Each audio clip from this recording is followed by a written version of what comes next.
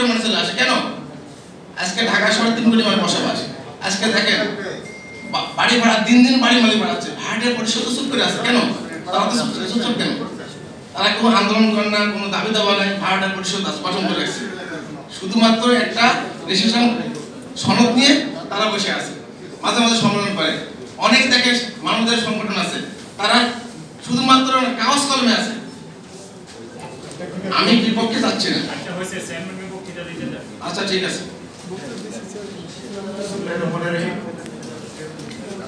আসলে আমার তো বক্তব্য প্রায় শেষই, 2-3টা কথা আমার মনে পড়ছে, এই জন্য পুনরায় রিকোয়েস্টে আমি আবার পুনরায় আসছি।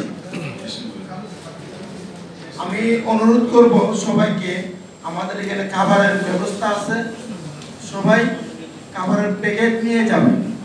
হয়তো আর 20 থেকে 25 মিনিট সময় লাগবে খাবারটা আসতে, এই জন্য সবাই একটু কষ্ট করে অপেক্ষা করতে হবে। আসলে বিষয়টা হচ্ছে, আমরা তো রাজনৈতিক সংগঠন আজকে নতুন আত্মপ্রকাশ করছি, তাই না? আসলে আজকে শিশু, এই রাজনৈতিক প্রেক্ষাপটে আজকে আমরা শিশু, যেহেতু নতুন আত্মপ্রকাশ করছি, আসলে শিশু থেকে বৃদ্ধ হবে,